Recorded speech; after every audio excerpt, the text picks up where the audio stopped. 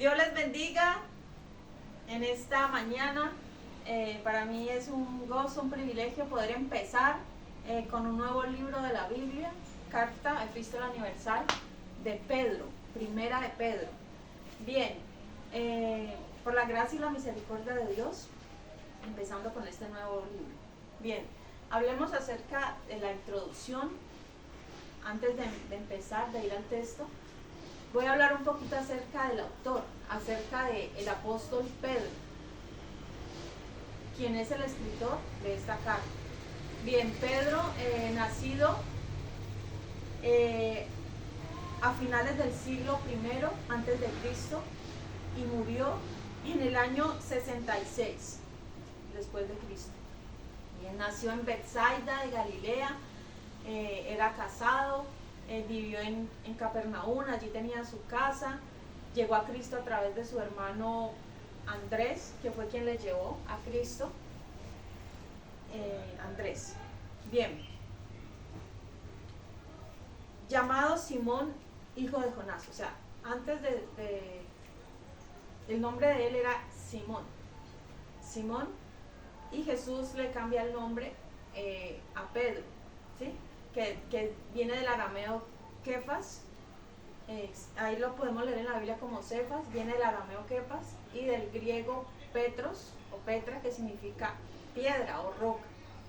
Bien, esto en cuanto a la biografía del apóstol Pedro. Bien, vemos en él un hombre, ahora algunas características de su personalidad. Primero vemos que fue un hombre con todas las características del temperamento sanguíneo, ¿sí? Este es un estudio también muy bonito acerca de los temperamentos. Vemos que algunas de las características de las virtudes de este temperamento es que es calidoso, le gusta hacer sentir bien a las personas, siempre es activo, le gusta llamar la atención, le gusta hacer sentir bien a las personas, es amigable, amistoso. Eso en cuanto a las virtudes.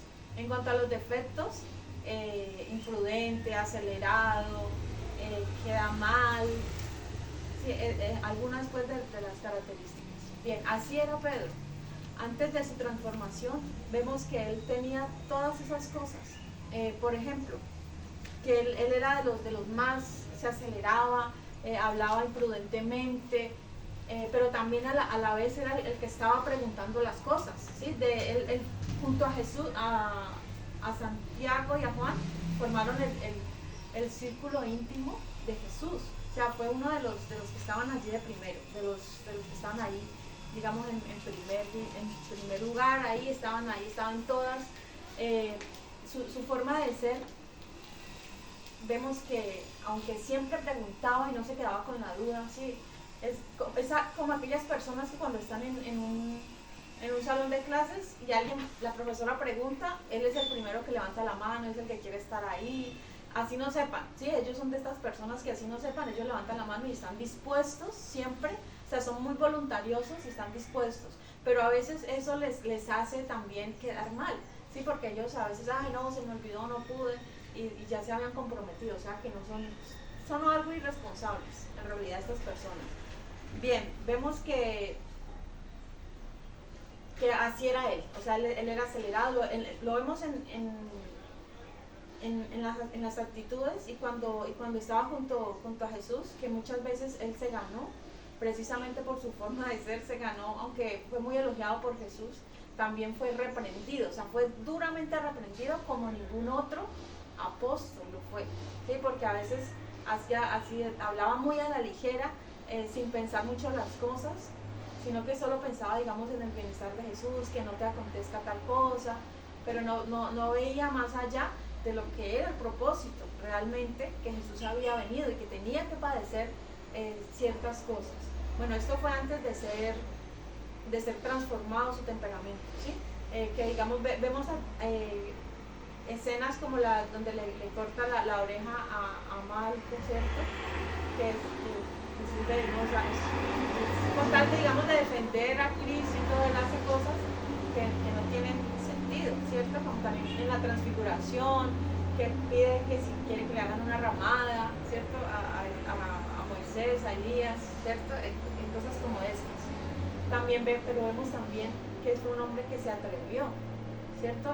Cuando a caminar sobre el agua, le pide a Jesús que él quiere caminar sobre el agua y lo hizo, al principio lo hizo. O sea, fue una persona arriesgada, osada, que preguntaba cosas que los otros discípulos no se atrevían a preguntar, ¿sí? Por ejemplo, cuando le dicen, Señor, nosotros lo hemos dejado todo por seguirte, ¿qué hay para nosotros? ¿Cuál es nuestra recompensa? También le pregunta cosas como, ¿cuántas veces se debe perdonar? Entonces, tal vez él era el vocero del grupo y él preguntaba a nombre de todos y Jesús le respondía a él, respondiéndole también a todos. O sea, esas preguntas que muchos de ellos tenían pero que no se atrevían, pero por su forma de ser extrovertida, sanguíneo, Pedro las hacía, ¿sí? Y siempre pues obtenía respuesta, lo que muchas veces es bueno, pero vemos que también él era imprudente, ¿no? Muchas veces hacía cosas fuera del lugar. Bien, ¿qué más podemos hablar acerca de Pedro? Bueno, luego de su transformación ya vemos a un hombre totalmente diferente. Bueno, al principio muchos tildan al apóstol Pedro como un hombre ignorante, un pescador ignorante, pero vemos en la epístola del apóstol Pedro, en las 2 epístolas, vemos que no es ignorante, que no era realmente un hombre ignorante, sino que luego de su transformación vemos todo lo que Dios le dio a este hombre. ¿Por qué? Porque estuvo en la escuela del Señor con los 3 años ahí que pasó junto al ministerio de Cristo, con Cristo. Él fue transformado y él escribe de una manera impresionante, escribe doctrinas profundas, aunque le habla a cristianos recién convertidos, pero vemos que hay doctrinas profundas, hay sabiduría en lo que él escribe. Bien, Jesús lo llamó pescador de hombres, ¿sí? No solamente iba a ser pescador ordinario de peces para la alimentación, para la venta, sino que él llamó pescador de hombres, y así fue, se convirtió en un gran pescador de almas para Cristo. En su primer discurso vemos que se convirtieron en 3,000, o sea, en la predicación del apóstol Pedro se convertían miles de personas. Vemos que en el apóstol Pedro operaban los dones del Espíritu Santo. Vemos uno de ellos don de ciencia, don de discernimiento de espíritus, cuando Ananías y Zafira, vemos que Dios le revela que están mintiendo. Entonces ahí estaban operando los dones del Espíritu en el apóstol Pedro. También vemos junto a Juan que en el momento en que pasan por el templo de la Hermosa y hay un cojo y dice, no tenemos oro ni plata y lo que tengo te doy, sé sano. O sea, ahí estaban operando los dones, sanidad, milagros. Cuando lo de la sombra, ¿sí? Recordemos que la sombra de Pedro, solamente con alguien tocar la sombra, vemos que ocurrían sanidades, ocurrían milagros. Entonces, en el apóstol Pedro operaban los dones. Y esto fue ya después del Pentecostés, ¿sí? Después de la transformación. Tuvo que haber un cambio. ¿Por qué? Porque el temperamento de él era inestable al principio, ¿sí? Recordemos que él fue muy conocido, ¿por qué? Por haber negado a Jesús. Pedro es conocido. Si usted pregunta qué cosas del apóstol Pedro, tal vez lo primero que le llega a la mente, él negó a Jesús, ¿cierto? Aunque dijo que no lo haría, lo hizo. Pero esto antes de la transformación, pero luego de él es transformado y realmente murió por causa de Cristo.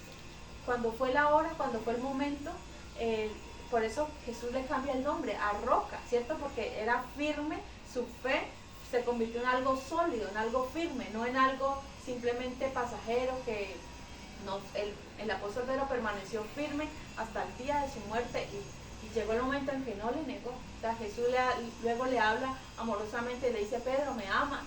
¿Cierto? Estaba el Señor queriendo indagar, aunque el Señor ya sabía, por supuesto, que Pedro le amaba, que realmente en su corazón había sinceridad, sino que ¿Quién de nosotros no puede decir, no, yo nunca he negado a Jesús?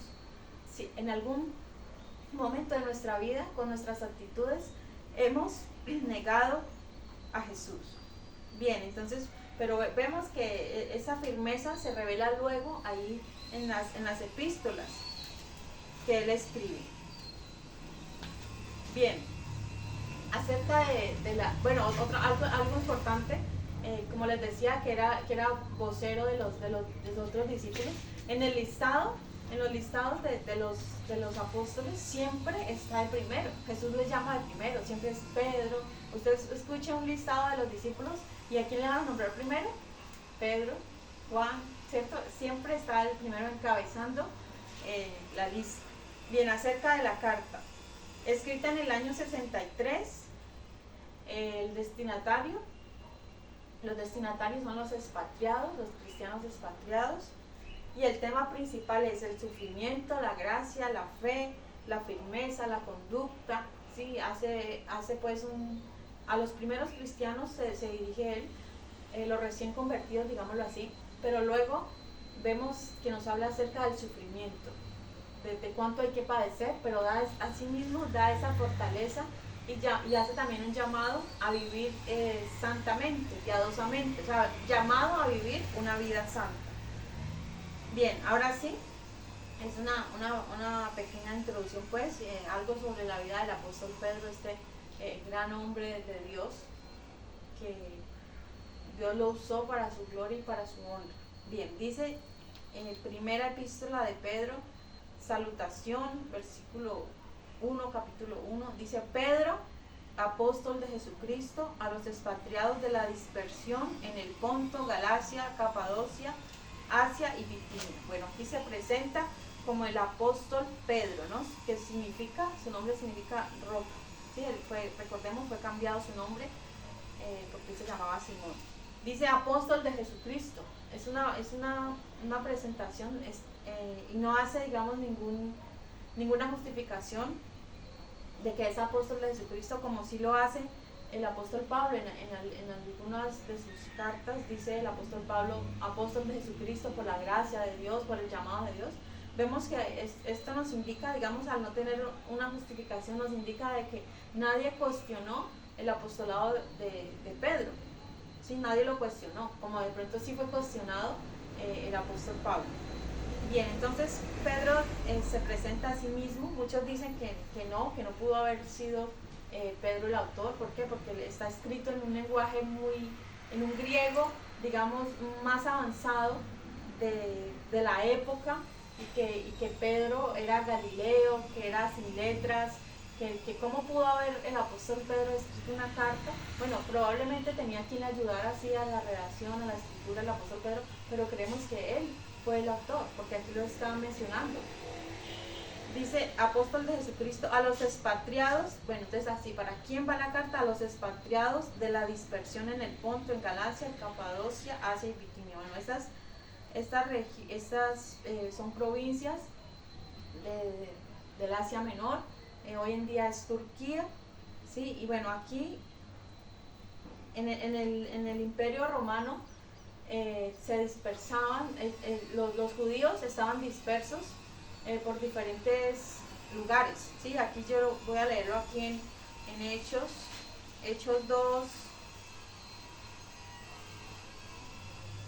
2:5 dice: moraban entonces en Jerusalén judíos, varones piadosos de todas las naciones bajo el cielo. Y hecho este estruendo, se juntó la multitud y estaban confusos porque cada uno les oía hablar en su propia lengua. Bien, y acá más adelante dice, en el versículo 8, dice: ¿cómo pues les oímos nosotros hablar cada uno en nuestra lengua en la que hemos nacido?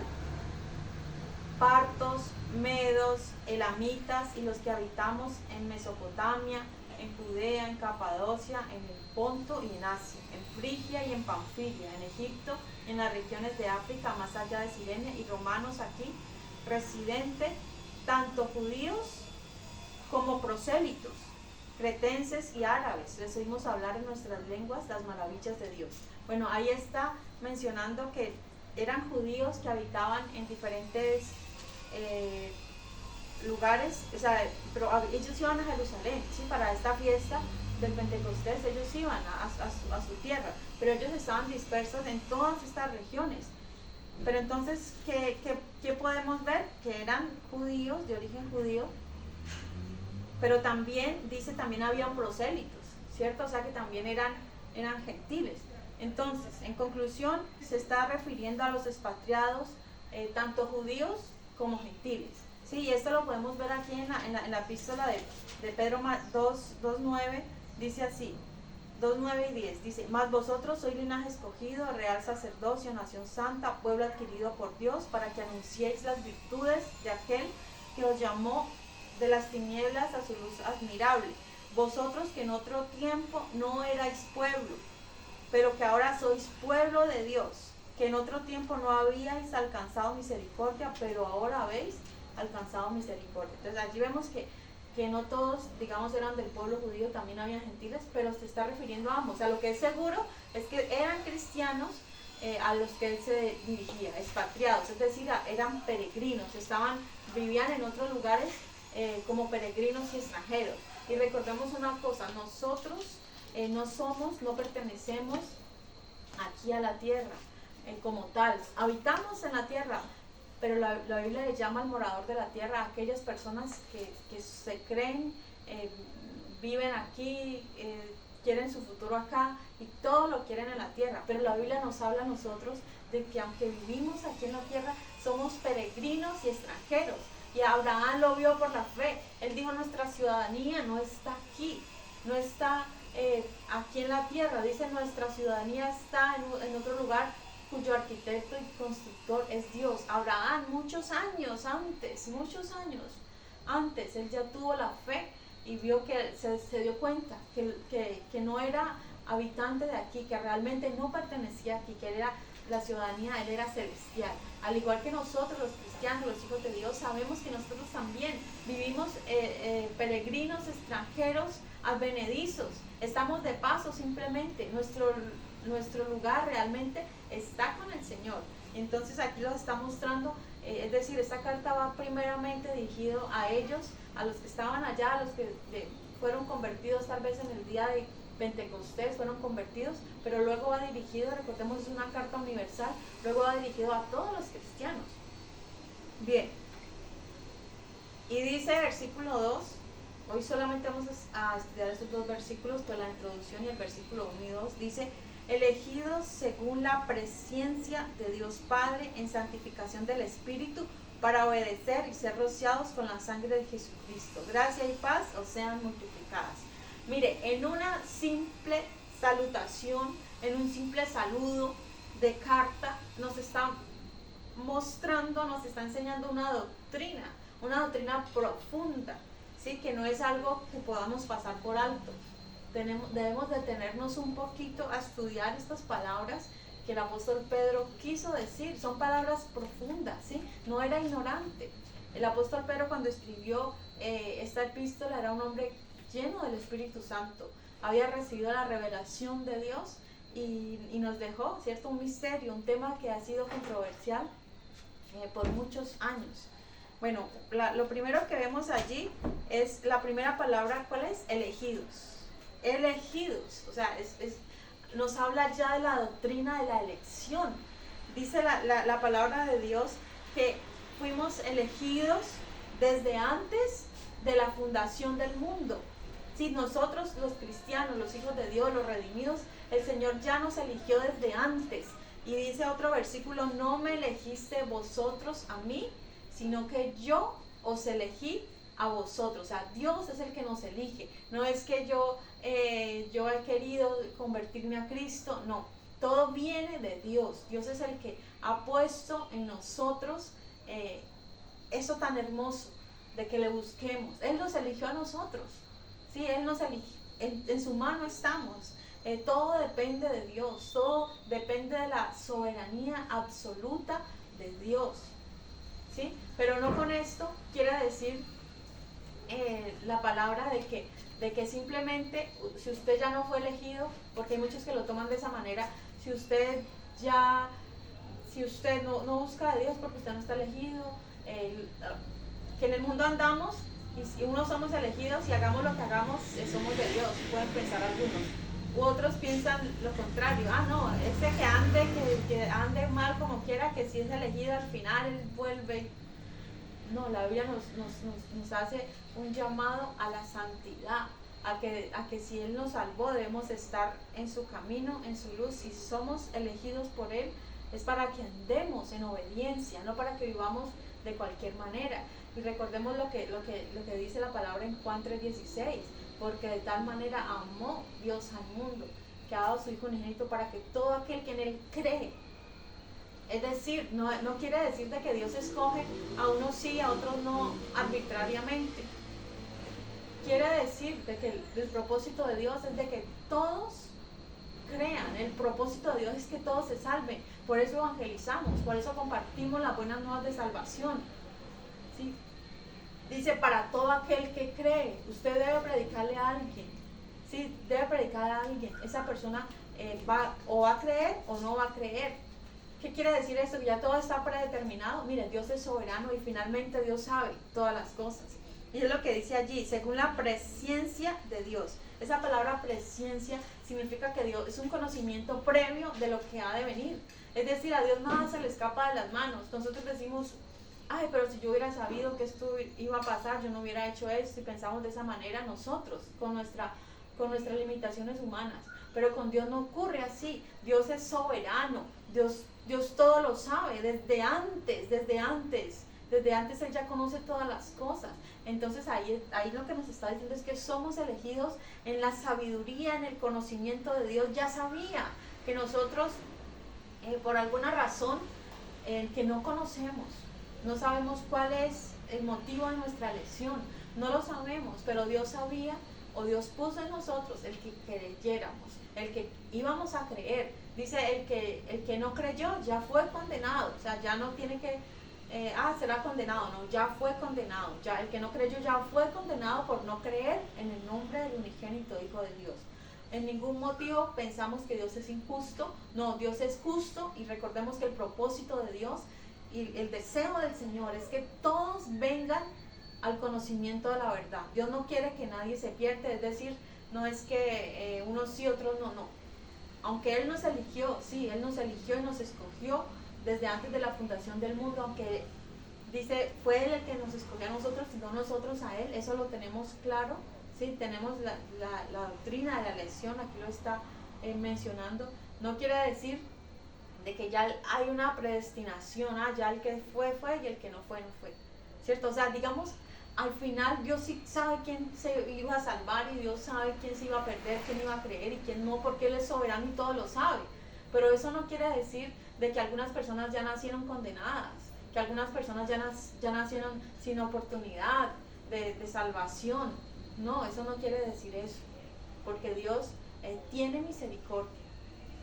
Bien, dice, elegido según la presciencia, ya habíamos dicho, no solamente es conocimiento del futuro, sino que Dios es soberano y Él mismo es el que en su providencia divina, el que hace las cosas. O sea, a Dios no se le escapa nada de las manos. Él ya determina las cosas que han de suceder. Dice, en santificación del Espíritu. Bueno, aquí vemos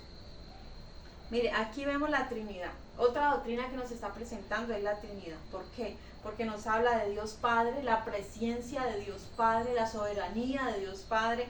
Nos habla de la santificación del Espíritu. Ahí está la tercera persona de la Trinidad. Dice, y nos habla para obedecer y ser rociados con la sangre de Jesucristo.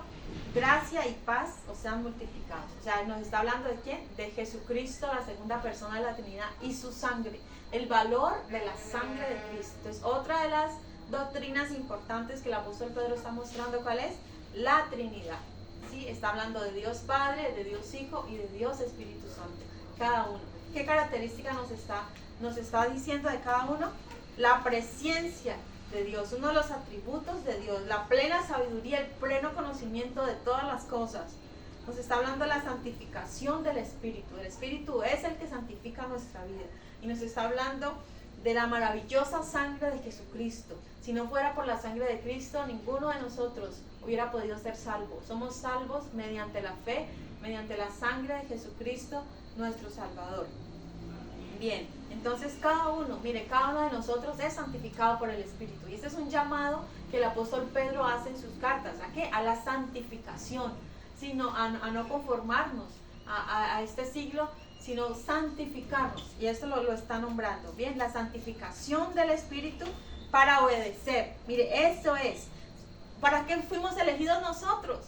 ¿Para qué? Para obedecer. Esa es la lección que Dios nos hizo. No que vivamos como nosotros queramos, no. Santificación y obediencia. Es lo que desea el Señor de cada cristiano. Santificación y obediencia. Para eso Él nos eligió. Para eso Él nos escogió. Para que seamos obedientes a su palabra. Esa palabra es clave, amado hermano. Obediencia. Lo que el Señor desea de su iglesia, obediencia, obediencia.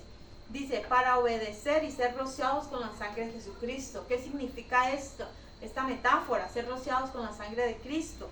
Bueno, dice, es algo figuradamente para limpiar nuestras conciencias. Y eso lo habla también el apóstol Pablo, que el ser rociado, ¿cierto? Habla también acerca de, recordando un poco, ellos sabían, mire, al público que a él se dirigía, ellos conocían bien lo que era el sacrificio, la expiación, lo que se hacía con los corderos, cómo se rociaba la sangre allá en el propiciatorio, ¿sí? Eso es una metáfora que es traída ahora con el sacrificio perfecto de Cristo, ¿sí? Ya antes, digamos, con la sangre de estos corderos sin mancha, el pecado quedaba allí como tapado, ¿cierto?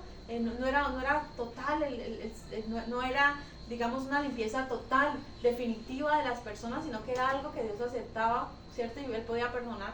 Pero mire, fue a través de la sangre de Cristo que realmente pudimos ser perdonados, pudimos ser libres de pecado. La sangre del Cordero sin mancha es la que nos limpia de todo pecado. Dice en el libro de Juan, la sangre de Jesucristo, su Hijo, nos limpia de todo pecado. Y la importancia de la sangre de Cristo, la importancia en nuestra vida, en cada uno de nosotros, ¿verdad? Para protección, para libertad, porque para perdón de pecado, ¿cierto? En el Antiguo Testamento también vemos que servía para protección en cuanto a los dinteles que se ponían en las puertas cuando iban a morir los primogénitos. Los ángeles iban, digamos, a herir a cada primogénito. Vemos que cuando el ángel se encontraba con la sangre rociada en las casas de los judíos, seguía derecho, es decir, era una protección. En nosotros es una protección espiritual también, claro que sí, ser rociados con la sangre de Cristo, ¿sí? Ser limpios a través de la sangre de Cristo, ¿sí? No es un amuleto como tal, no lo usamos de una manera, no, lo usamos en nuestra vida, para vivir, para el perdón de nuestros pecados. Para eso es la sangre de Cristo. Invocamos la sangre de Cristo, ¿para qué? Para perdón de nuestros pecados. Ese es el significado de la sangre de Cristo en el creyente. Bien, dice, gracia y paz os sean multiplicadas. Bueno, aquí está hablando con el saludo, la palabra gracia, ¿cierto? Es el saludo griego, y paz, shalom, ¿cierto? El saludo judío. Entonces, gracia y paz os sean multiplicadas. Allí el apóstol Pedro muestra un lenguaje, un griego muy avanzado, pero que es posible en los hijos de Dios. Que en cada vida, en cada corazón, hoy, en cada cristiano, en cada creyente, more la gracia y la paz de Dios, que nos sea multiplicado eso. Es el deseo del Señor Jesús en cada uno de nosotros, ¿sí? Que la gracia y la paz de Dios esté en nosotros, que sea multiplicado cada día. No hay nada más hermoso que sentir la paz de Dios en el corazón, saber que hemos sido salvos por gracia. Es decir, es algo inmerecido. Ninguno de nosotros merecíamos la gracia de Cristo. Ninguno de nosotros. Somos salvos por medio de la fe, por la gracia de Jesucristo. Bien, con esto he terminado esta introducción a la epístola de Pedro, por la gracia y la misericordia de Dios. Yo sé que va a ser de mucha bendición para mí, para los que escuchan esta palabra, y que el Señor les bendiga.